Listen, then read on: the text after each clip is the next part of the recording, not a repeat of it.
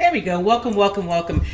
It is Tuesday. Welcome to Chalk Talk, everybody. Thank you guys for joining me. I hope you had a fantastic Christmas, that you got a chance to spend time with your family and friends, that it wasn't too stressful, and that, you know, it's been a good time. So I will. I'm sorry, I'm getting a couple of little things here. Okay, got it. So, yes, welcome to Chalk Talk. Hey, it is the last Chalk Talk of 2021. I cannot even believe that it is the end of the year.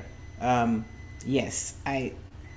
It's been quite a year for many of us. And here's what I'll say: we're going to focus on the fact that we are still here, and hope for some really exciting things in 2022. And most importantly, health. Like, I'm wishing you good health, and I'm wishing you wholeness and happiness and all, and whatever that means to you. So that is going to be the focus of what I think, how we should go into 2022. I am excited today about today's show. I'm always excited because, I love talking with you guys. I love spending this time with you every Tuesday at 10 a.m. But today we have a special guest coming up in about 10 minutes, Bubba Mcdowell, who is currently the interim head coach at PV, football coach. Bubba has been there about 10 years coaching as a part of that staff, and now he's the interim, the head coach.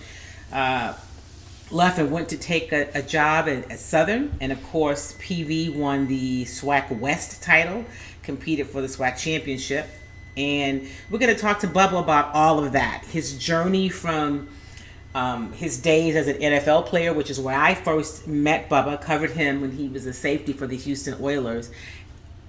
The transition from being a player to not being a player, we talk about that a lot here. What happens when the crowd stops cheering? And then we're going to talk about what's happening at PV and with HBCU sports and all that good stuff. But first, Chalk Talk Tribe, I would be remiss if I did not talk a little bit about those Houston Texans, okay? I am the first to criticize them on all the things that they do wrong, and the first of many, right? I'm not in that boat by myself, but all I can talk about is me, right? So they had a really good win on Sunday. And for those of you who are saying they should have won it so they could finish higher with the draft choice, listen, at this point in the season, that win was good for the team. It was good for the players who are there, who might still be there. It was good for the young players who you're bringing along. They're going to have a great opportunity to get the right picks. It's going to be up to Nick Caserio and his staff to make those choices. They're going to be in a really good position with the draft. I don't think you have to really worry about that. But I think it is good for them to get out with a win. It was a good win, right? This is their first win streak of the season. They've won 2 in a row because they beat Jacksonville the week before. But they beat a good Charger team. And you may say, well, they lost to the Texans. How good could they be? So, I always say on any given Sunday, I don't just say it, it's a thing. But they did really most things right on Sunday. They played well all 3 phases of the game: offense, defense, special teams. Davis Mills continues to come along. You saw some of these rookies in terms of Nico Collins get in the end zone. We've seen, great play from some of the tight ends. The offensive line, 3/5 of them weren't starting. 4/5, I guess, if you want to consider Laramie Townsend a starter, because he clearly ain't going to play here again. At least not this year. And just for the record, I would trade him. But that's a whole nother show. I just have to give credit what's credit is due. And because we are so quick to criticize Coach David Culley and how he does so many things wrong, I think you got to give him credit for doing some things right. It was a well-coached game. They played well. They just did a lot of things right. Like, it is what it is, and you've got to give credit what credit is due. So speaking of David Culley, and I know I've got a lot of Cowboy fans who went, listen, and yes, you guys did win, and as your quarterback said, they weren't in a slump. He just wasn't playing well. So we'll talk some Cowboys later, but let me let you hear from head coach David Culley. And first, he talked a little bit about Davis Mills. And I asked him if this is what they thought, where they thought Davis Mills would get to, what they thought he would be able to do. Here's what David Culley said to that. Well, we didn't really have a whole bunch of conversations then. We were just trying to get him to do the right thing and protect the football. He, like as I said again, he really didn't know what he didn't know at that point. And that's where we as a staff had to help him and basically understand that he is a rookie. We didn't expect him to be in there when we had him in there. And I think we've grown from the standpoint as a staff in understanding how to handle that particular situation.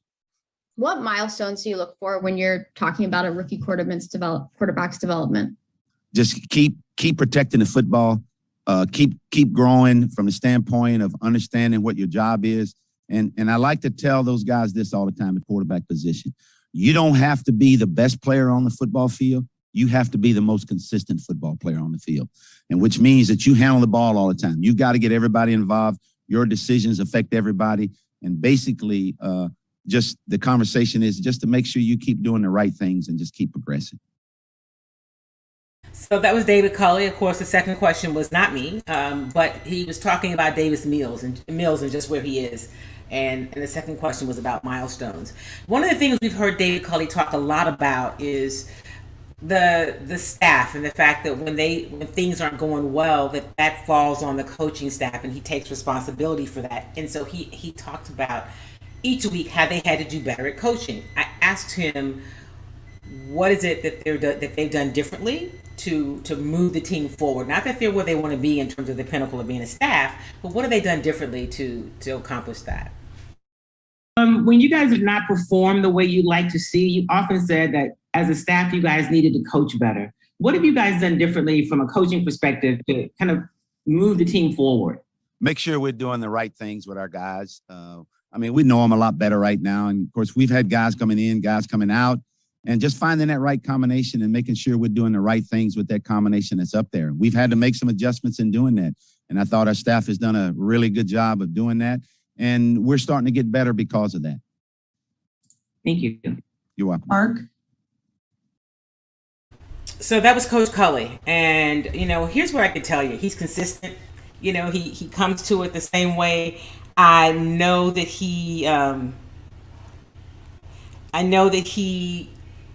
while he may not read all the things that are written, but he must know the kinds of comments that are being made and things that are being said, and how on a weekly basis we have most, or at least quite a few people, I won't say most, you have a lot of people in the local media asking for his job. He's not the long-term coach. He doesn't know what he's doing. The reason that this team has only won 3 games, or is it 4 games? They've won 4 games now, which is what they won all of last year. They won 4 games. They beat the Jaguars twice. They beat Tennessee at Tennessee, and they beat the Chargers on Sunday, and they have 2 games left. They play at San Francisco this Sunday. No, they play at San Francisco this Sunday, and then the following week they close out the season at home against the Titans. So they've equaled their win total of last year. Let me just say that. They have. With lots of COVID and lots of injuries, and with all things that have been happening. You got to give them some credit, right? Let me just go on the record of saying this. I don't really think it makes sense to get rid of David Culley after this year. This team is not going to be, I don't want to say good, but okay, good, for a couple of seasons. They still are some pieces away. And I think it was clear when they hired David Culley, it was not to be the long-term coach of this team.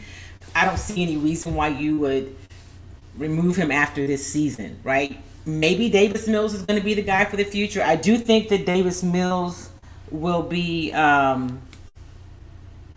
do think that he will be, ready to, he'll be the starter in 2022 is what I'm trying to say. He's going to be the starter. Now, I don't know that he's going to be the long-term answer at quarterback for this Houston Texans team. But I do think he is going to be the player that will be starting at quarterback when they line up in the fall of 2022. They're not going to get a starting quarterback in the upcoming draft. They have some other holes to fill. That transformational quarterback player is not really in this draft. As no one's really identified, like, oh yeah, that's a player that can change your franchise. So does it make any sense to me to make the move at head coach? I would probably move on from Tim Kelly and elevate Pep Hamilton to offensive coordinator. Those are just that's just my thought, but we'll see what happens. But I did want to at least talk about what happened with the Texans, them winning at home in a stadium that was definitely social distance. Like, there's nobody at those games, guys. I can get in and out of the stadium, have no traffic, which is great for me. But man, it's just not really good stuff. But anyway, so that is what that's our Texans talk. We'll get back to it a little bit later in the show. I am going to reach out now and see where is Bubba for him to join us.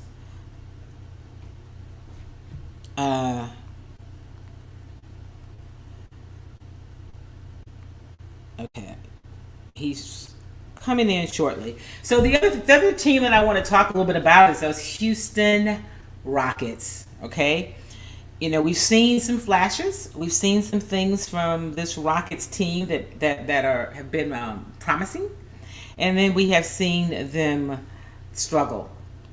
They've had a rough stretch, right? I think they were in.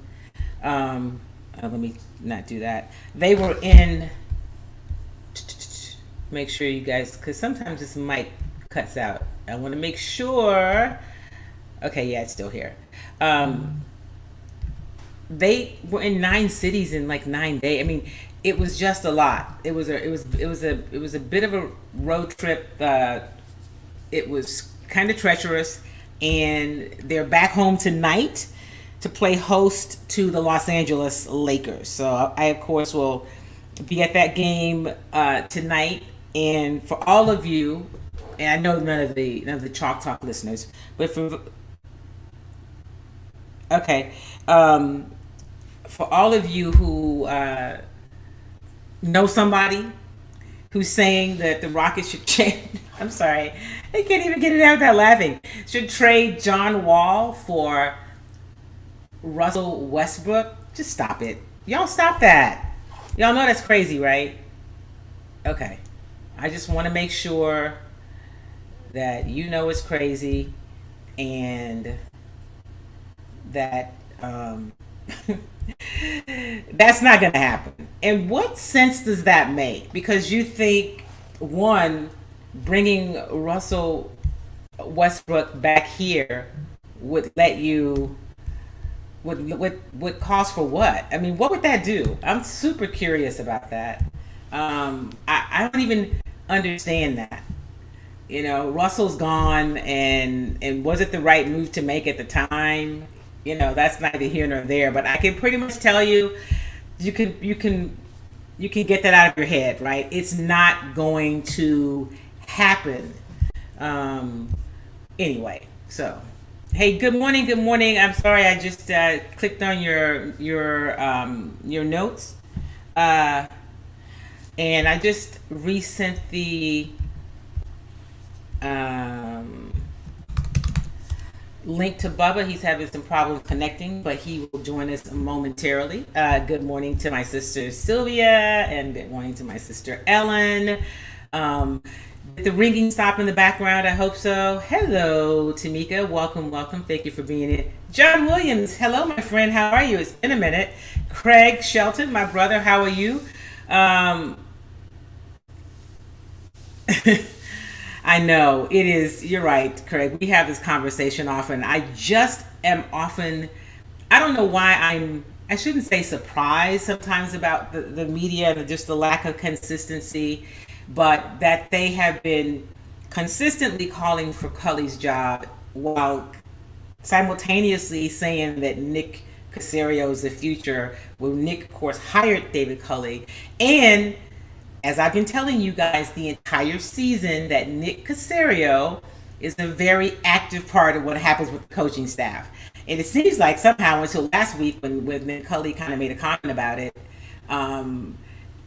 people were like, oh, wait, no, yeah, Nick Caserio is in the coach's booth every game. He's got his little coaching outfit on. He's on the headsets. So I don't know of any other situation where that's been the case. The general manager is in the coaching booth on the headsets with an active role in calling plays. So if the problem is David Culley with how he's running the game, then the problem also has to be Nick Caserio. So I'm just going to say that. All right. Anyway, with that, I'm going to put a pin in the Texans talk because, you know, the positive is that they won. So you've got to give some credit where credit is due. And I'm excited to bring in my guest, Bubba Mcdowell, who I have known for a really long time. Good morning, Coach McDowell. How are you? Good morning, lady. How are you doing? I'm good. How are you? Welcome to Chalk Talk. Thank you. Thank you. Always a welcome. Thank you. So Bubba McDowell, for those of you who don't know, is played in the National Football League, which is where I met him. He was a safety for the Houston Oilers. Man, that was a long time ago. And he's been coaching at Prairie View as a defensive coordinator and is now the interim head coach of PV. Has officially put his name in the hat to be head coach. Do you have any updates, Coach, on what's happening with the head coaching position? No, but first, let me just correct you. I wasn't defensive coordinator. I was. Oh, you were not? Okay. Yeah, Coach Miller. He was the DC here. Okay. Well, thank you for that. And as your next question, we still just waiting to see what's going to happen. I'm guessing they're still interviewing candidates and just kind of go from there. Well, I know, Bubba, when this job has come up before, those of us who covered you sometimes will say, oh, it should be Bubba McDowell to be the head coach. And there were times in the past when you said, no, I'm not quite ready yet, right? But now you said you are. Tell us what's different and where you are in your journey as a coach. Well, I mean, I just know so much more about the game, just more about the leading aspect of it. You know, a lot comes along. As you know, being the head coach, you got to be able to manage kids. You got to be able to set schedules. You know, keep these young men, keep them on task. You know, on the field and off the field. And again, I think that was a lot for me to do, and it was good for me to just sit back and learn and see how other guys did it. Coach Heiss, Northern brought me in first, and then he left, and then Willie Simmons, and then on the Coach Dooley. I learned a lot from these three guys, and I think it's time for them to step in and do this deal. So let's talk about the PV job, because you stayed there. You've been there for a while. What made you stay and not really try to move around? What made you say, this is where I want to be? Well, I mean, I've always been one of the guys that's been loyal. You know, not only loyal to my guys, the kids that I brought in. You know, I told them that I would definitely be here until they get out. So, you know, I'm actually on my last crew here of guys that came in with me or that I recruited. You know, they're going into the senior year. But again, just more importantly, it's time now. You know, like I said, I've been around the whole family. From guys, I mean, not just coaches here that I've been around, but you know talking to guys on other teams, you know, just seeing how they run their organization. So, and I think I'm ready for it.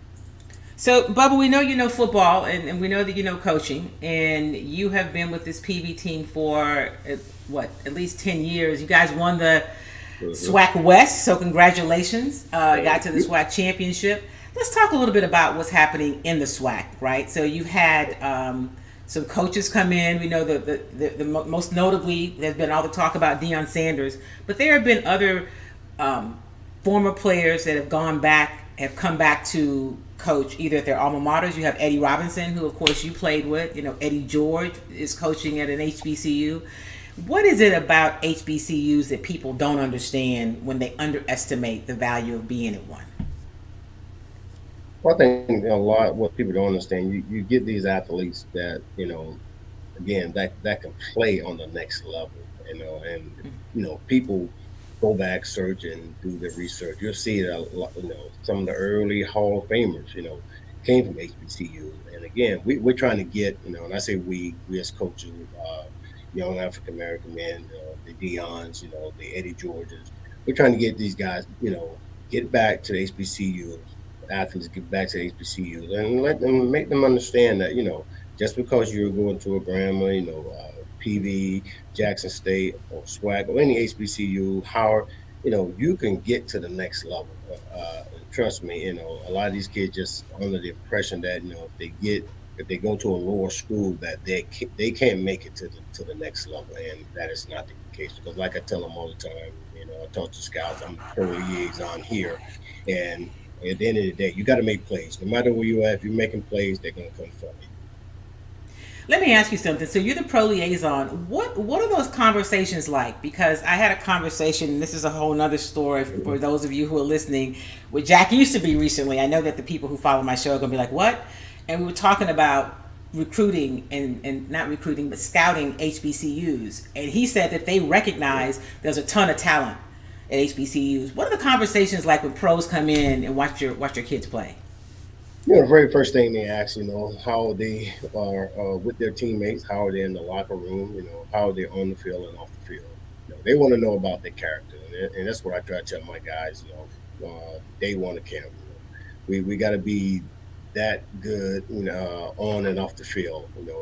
Just because you're so good on the field, you go do something stupid off the field, that's gonna cost you. So I try to keep those guys in line with what's going on, what these guys are looking for, and guys meaning the scouts. And that's the first thing they come in. When they come in and actually say, how's this character? And that's the first thing I tell those guys, hey, you got to be good on and off the field. But these are what these guys are looking for. But again, if they're going to put millions of dollars into you, they got to trust that you can make good on and off the field when you get to the highest level. So, we know players from early on. We know players from a little more recently, like a Michael Strahan, who, of course, is a Hall of Famer and went to school right here in Houston at Texas Southern University. So one of the big stories that happened recently was the young player who had committed to Florida State and then, verbally, he had not signed, decided to go and play for Deion at Jackson State. He said he always wanted to play for Deion. But the conversation that I saw so much from a lot of my white colleagues, quite frankly, was it's a bad move. How can you go to that school? Those schools don't have any resources. How do you went to Miami? How do you compete with schools that clearly have a lot more resources and shiny objects than a SWAC school, than a PV? How do you guys combat that? Well, you compete with the athleticism because, again, at the end of the day, it's like I said earlier, whether you're at Miami or you're at A&M or you're at Houston or you're at PV, if you're out there balling, especially now with the new URL rule, the likeness ruling, and these kids can get paid for it, you're going to get seen. So, I mean, whether you here at PV, Jackson State, FAM, wherever, if you're out there balling, you're going to be competing because at the end of the day, these guys are going to come in and say, what, Bubba, hey, I'm just throwing a name out. I like Logan Jackson. I mean, I love what he do. I mean, he may be a little bit on the side, but I like him. I want to give him a grade. And you mean tell me that Logan Jackson can do that exact same? Knowing Logan, I know he can do that exact same thing on the next level. He just at that particular time when he was coming out, just didn't get an opportunity to go to that next level. So now he brought this talent here and been doing very well. So again, it's all about competing. Okay? Yeah, and it is competing, and I think that's great. And so while we talk about, they call it the Deion effect, right? So you have some players with a little bit of star power that now say they want to come back and coach. And I think that's fine sometimes, but I'm a little biased. I'm just going to say. So I'm hearing names of Ray Lewis or other players that want the PV job, but I'm like, that's great, but you're there, right? It is more to being a head coach than just having the name. It's a grind. I mean, when I called you the other day, you were like, I can't make it last week because I'm out delivering gifts to families, or it's a dead period, so I've got to do this. How important is it to understand compliance and all that stuff that goes into being a college coach? Oh, it's big because, again, if you do something wrong, it can cost you at the end of the year or it can cost you several years down the road. So, I mean, again, you got to know all the rules. But, again, it's not, to me, I tell guys, it's good, that, you athletes, great athletes like those guys want to come in and give back.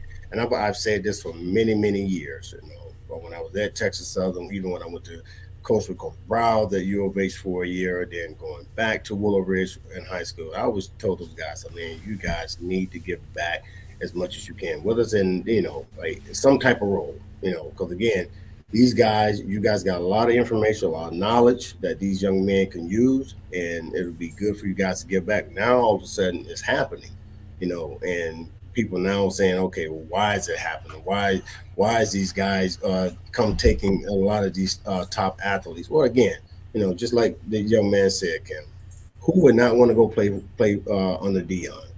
Hall of Famer, one of the greatest DBs to ever play the game. Why wouldn't you want to go and get that type of coaching from someone who's willing to give it to you? And I tell my guys the exact same thing. I said, dude, we've been together, I've been here 11 years, what I'm going to teach you, a lot of stuff, you can do on the field, and you're going to be able to take this stuff that we've learned off the field. Because again, not everybody makes it to the next level. And I think it's good for these young men to hear from these pro athletes, that, it's not just, going in and being that great athlete and just thinking that you're just going to get to the next level if you just be mediocre. You got to be the best of the best, and even more so coming from an HBCU. And that's what I tell my guys all the time. You get down here, you got to be better than those guys at U of H. You got to be better than those guys at Texas, at A&M, at Miami, because at the end of the day, they're going to look at those guys because they B1 guys. But that does not say that you cannot be on that next level. You just got to be, and again, it's just me just trying to light a flame under them and try to get the best side of them as much as I can. One of the things I wonder about is, and some of the things, because you're not going to get every player, right? A&M's not going to get every player. Yep. But if a player is come in and he's going to Texas A&M and they got the locker room, they got all the stuff, right? They got the bells and whistles, and then they come to PV. What do you say to those guys? What do you say to those young men who are like, not even so much because it's an HBCU, but just because they've got all this stuff over here, and I come to another school that doesn't have the same resources? How do you have those conversations? Are those, they're just some kids you say, we just can't win those kids? No, you can win those kids, and Dion has proven that you can win them. Again, and I think a lot of it has to do who you are as a person, and how you relate to these young men. I think it's today's society with these young men and ladies as well, athletes. I think it's just all about how you relate to them. Because again, and we were just talking about it.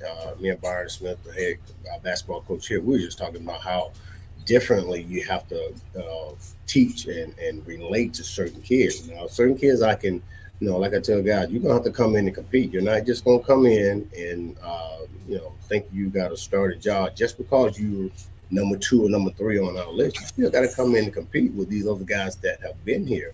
I said, but at the end of the day, it's about you building that relationship, making him understand that, again, if you come in and do what you're supposed to do, you can do the exact same thing here as you would do at a Miami or Texas A&M. Because again, it's all about giving out, great performance each and every week, for 5 years or 4 years, depending on how many years they're going to be here, if that makes sense. I'm talking to Bubba Mcdowell, the interim head coach at Prairie View A&M.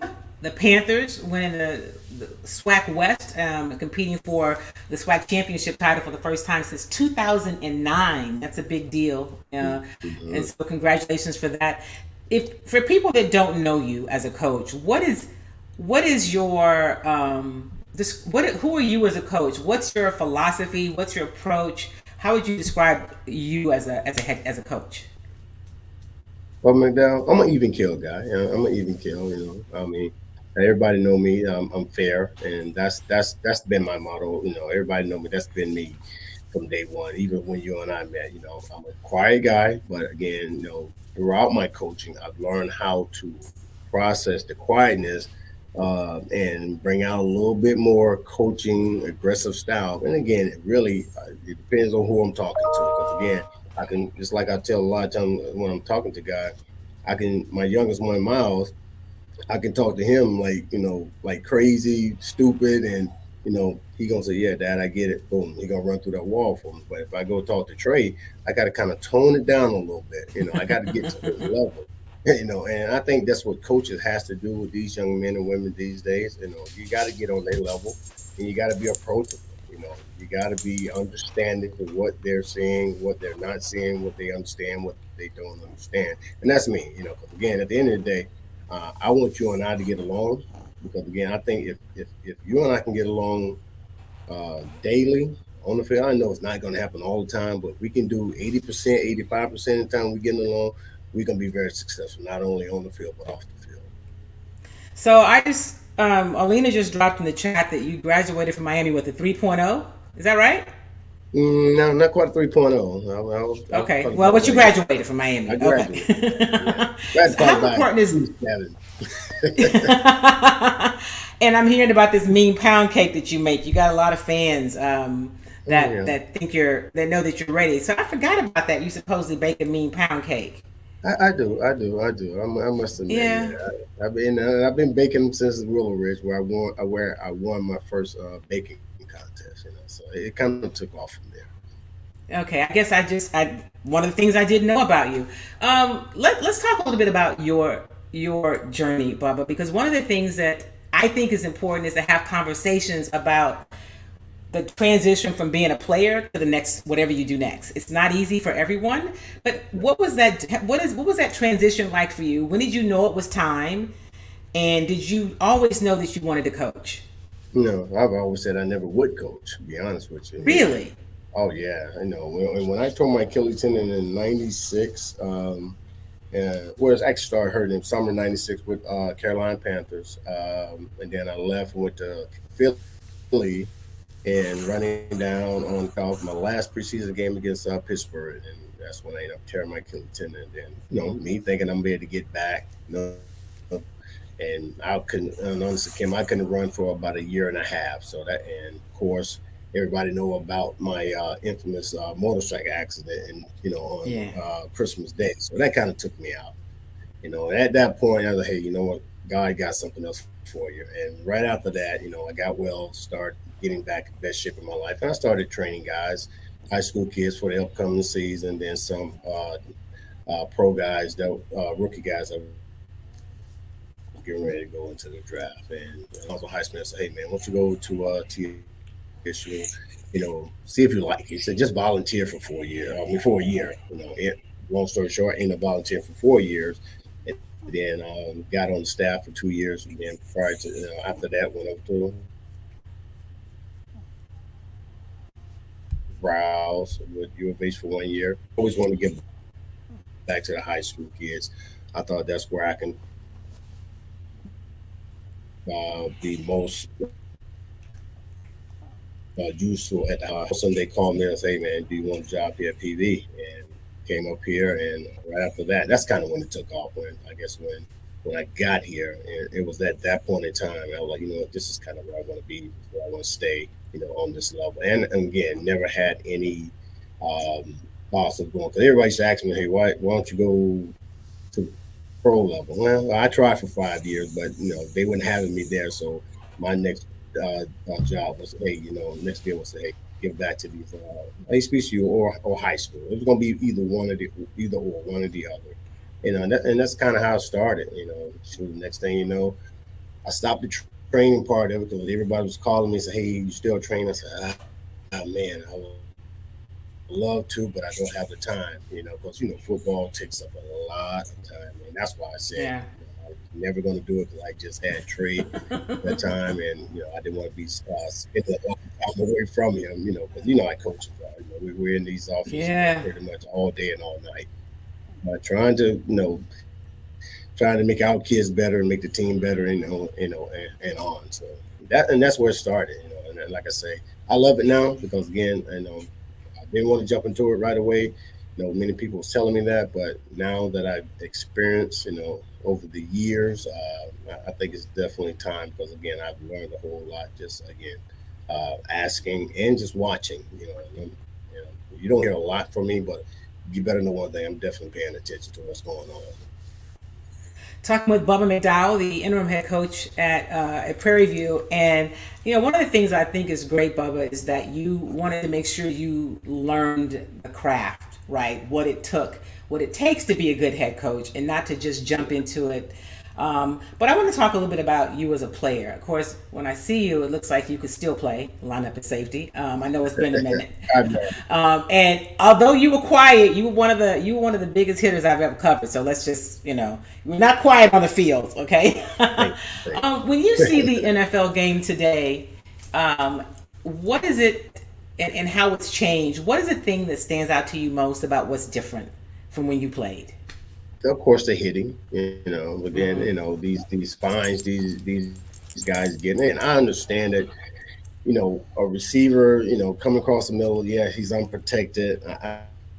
I get that part. Some of these incidents where, a receiver catches the ball, then as you're going to make a tackle full speed and he ducks or the running back ducks, right. And then all of a sudden now you're targeting. And I'm like, that is not fair to that young man to be called targeting if the position change, because again, right. I don't know how you make a guy stop full speed, and still make a tackle. But now what I'm starting to see now, Kim, is guys starting to go to these guys' knees, man, and these wide receivers are getting hurt because again, they're afraid that they're gonna get kicked out of the game if they hit them too high.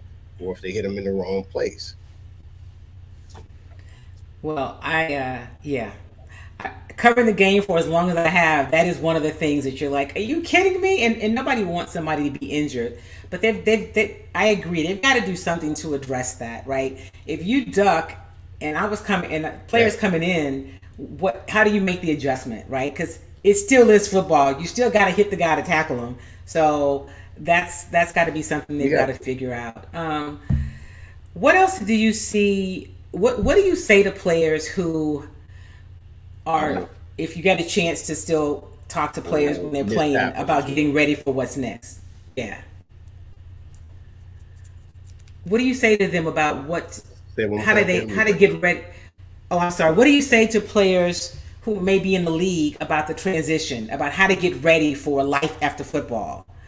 What advice do you give to them about that? Oh, I mean, really, just continue to do what you do, what you do on the football field. Because again, I mean, we talked about the character part earlier, and you asked me what the scouts ask, when they first come in. And again, they talk about the character. Because again, at the end of the day, when it's all said and done, it's about relationships. And not always. We come in and we talk as a group, as a unit. From the day one, when I even at Willowbridge, I say this over and over because I truly believe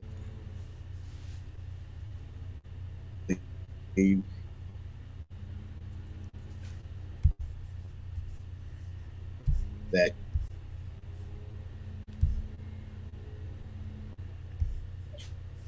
you don't burn. Son, you're going to humble, and be approachable. It will go a long way. Be humble and be approachable. What is it that you like most about coaching?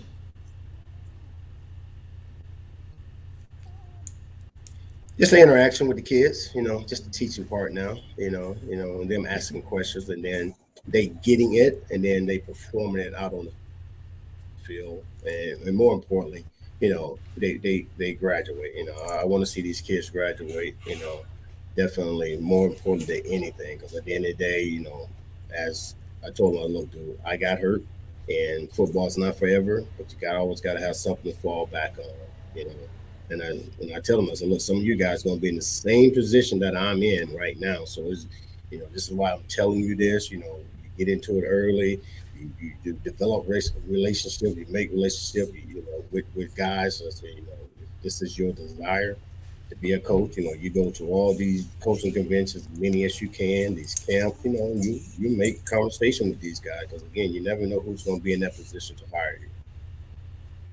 So I'm the pound cake spurred up some questions. Chris Dishman wants to know if you can make a vegan pound cake.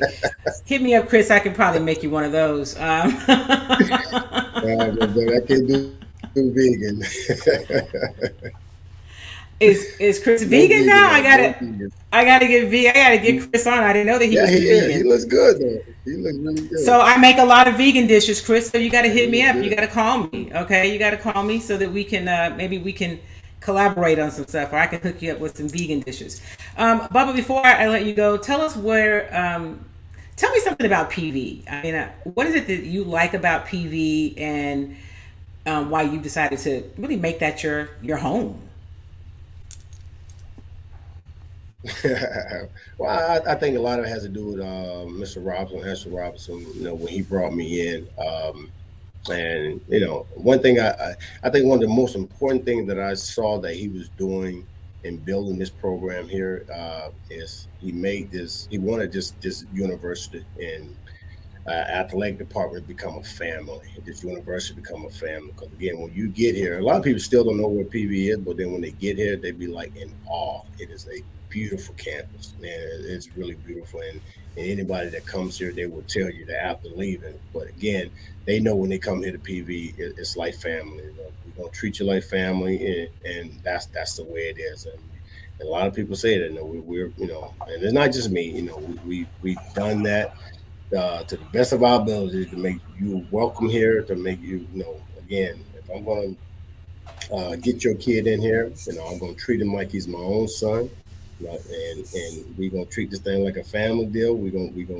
to work hard, you know, on and off the field, and we got a lot of support here at PB to, you know, on and off the field as well, to help us do that. And this is what helped us. I think a lot. That's what helped us win this year, the Western Championship. Even though we came up short, you know, it was that family atmosphere that Coach Dooley started, you know, here as well, and we did that, you know, as a whole, and I think that's why we're pretty successful this year. Well, so I'm going to say this. I know that you guys have a new athletic director. It is his first hire. I just Yeah. hope he makes the right decision. And so, for all of you who are PV fans and are dropping stuff in the chat about how much you support Bubba, let your athletic director know. Take some of that pressure off of him, so he doesn't feel like he's got to make some kind of splash, you know, with the name when you got the guy who could get it done right here. Well, but he's a So good guy. listen. He's a great guy, man. I mean, he's a guy that, again, you want an athletic director that you could talk to. I mean, Mhm. not only about business, but just life itself. And he and I, you know, we chop it up quite a bit. Well, here's somebody who was a parent. He said that you, G. Boom Holly, said you treated his son well when he played on the team. And that's the kind of thing I'm sure parents want to know. Like, how are you going to treat my son? Absolutely. What are you going to do with my kid when they're in your hands? Nate Griffin says Donald Reed. Yes, he's want y'all to know the name. Thank you, Nate. I appreciate you, my friend. My man Nate. uh, That's your man Nate, right? We all go way back. And Chris Dishman, Kim says I love Jinka. So that's right. That's something else that we all have in common. So what do you want people to know about you, Bubba, or about the program at PV? And you know, if they're thinking about, you know, sending their kids places. First of all, what kind of recruiting class did you guys have? Let me ask you that. We're still right now. We're still in the recruiting process. So a lot of kids are just kind of waiting to see. Mm-hmm. We had some nice guys on the board, and of course, you know, with Coach Dooley traveling down south to Baton Rouge, you know, he don't, you know, it happens. He's gonna take guys with him, but we still got guys out there. You still got the transfer portal out there, so we're gonna be pretty good now. We got 9 starters on offense and defense coming back, so we you know we're gonna be pretty good. We're gonna be back there again. You know, like I told, you know, I haven't told Coach Dooley. He and I talked last night. He was sharing some information with me about what to do with recruiting, and you know, again, that's why I kind of go back to guys. It's about building relationships. Mm-hmm. He and I know that we probably most likely going to be going up against each other, but he is willing to share information with me on the recruiting side and to help PB get to where we need to get to. You know, we got some dudes that's going to commit again out there. Pretty good, guys. Good. But we're missing one key ingredient. You know, we get 2 quarterbacks, a young buck and a veteran. We can be back slinging that thing. And the last thing I want to ask you about, you mentioned the transfer portal. How much has that changed what you guys do? Is it obviously it's great for the young people who get a chance to move around, but is that difficult to navigate managing that transfer portal?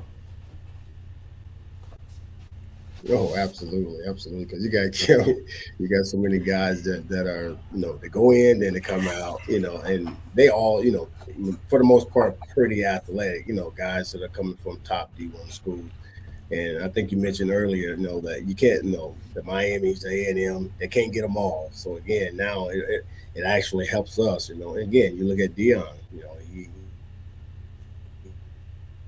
he had a lot of transfers, helped them win, via SWAC championship, So again, it's in our favor, and we just got to be able to manage it the right way, and get the right players.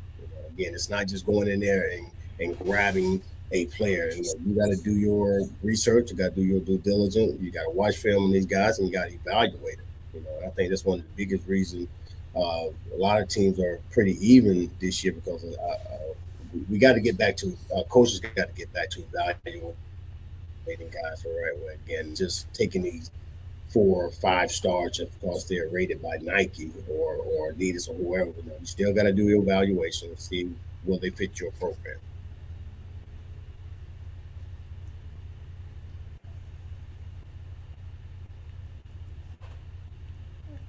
All right, and so listen, high school coach Ricky Dodd in Dallas. He says you're a great recruiter and even a better person. So when you got parents and high school coaches that are willing to weigh in on your behalf, that is a good thing.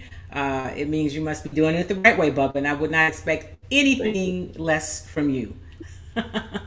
So listen, I know it's a busy time. I appreciate you taking a few minutes, more than a few minutes. And we will have to, keep us posted. And anytime, you're always welcome on Chalk Talk. We will have you back, and we'll talk soon. Best of luck, and I can't wait to be able to call you the permanent head coach at Prairie View. So, yeah. And no, Chris, the dog does not have a Facebook page. All right, Bubba. I just want to say thank you to all those that are out there that are supporting me. I really appreciate it. All right. Thank you, Bubba. I'll see you soon, my friend. All right, love. Take care. All right, take care. All right, that was Bubba Mcdowell. He is currently the interim head coach at Prairie View A&M, and hopefully he will become the permanent head coach. As I mentioned, I've known Bubba since he played. He was one of the best safeties I ever covered. He was quiet, but he was a big hitter. I think somebody said that earlier. Maybe it was Craig Shelton or Charles Drayton. So it'd be great for not just Bubba, but for those young people at Prairie View, for the university. And I'm going to say this. I wouldn't put Bubba on this spot and ask him to comment about it. But, guys like Ray Lewis and other players who have not been coaching on this level or been involved, I think when you have a coach in place, who also has some pro experience and pro background. I mean, he had a very successful career in the professional league. I think you got what you need, and so don't get too caught up in the celebrity piece of it, right? Because you still, at the end of the day, got to get the work done. So hopefully that they will make that decision. Thank you guys. If it's your first time watching Chalk Talk because you tuned in to check out Bubba, I appreciate it. I welcome you back each and every Tuesday at 10 a.m. And I'm going to ask, if you will, to go ahead and share this video so that the people who follow you can check out this particular broadcast and also know what we're doing, support Prairie View, and also so they can support Bubba Mcdowell. So thank you guys. Chris will have to connect. And if you want to give Angel a Facebook page that you want to manage, I'm all about it. So tonight it is the Houston Rockets taking on the Los Angeles Lakers at the Toyota Center. I will be there early doing a little pregame. And as I talked about before we got into the interview with Bubba, for those of you who think, I'm sorry, I just chuckle when I say it. For those of you who think that they should trade for Russell Westbrook, just stop it. What the Rockets need right now is not another player that's older with a big contract. Okay, I'm just saying that is not it.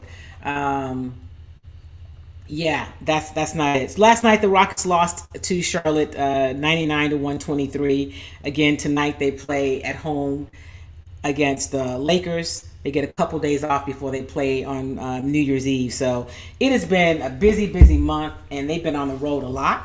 And one of the things that all those road games really do for a young team with young players who are just navigating that travel schedule for the first time, that takes some doing. So I look forward to seeing what happens tonight at the Toyota Center with these Rockets and Lakers. It's a back-to-back, but at least they got to come home. And follow me on Twitter, of course, so that you can see what's happening. And I want to say this for those of you who follow me. I'll be in Africa the first 2 weeks of January, but we will still have Talk shows. I'm actually doing some interviews and putting together a couple of shows that you will hopefully enjoy. So you'll still get Talk the next 2 weeks at 10 o'clock on Tuesday. And I'll also be dropping you guys some stuff on my social media pages starting next week, Wednesday or so, from Ghana. So in the meantime, remember, get vaccinated. All right. Let me just say that. Get vaccinated, get the booster, practice social distancing, wash your hands. Don't be around a whole lot of people. I know New Year's Eve is coming up, but be safe. And also remember to do something kind for yourself and something kind for somebody else. I'll talk to you all soon. I appreciate you guys. Share the video and make it a great, great day. All right, my friends. Have a good one.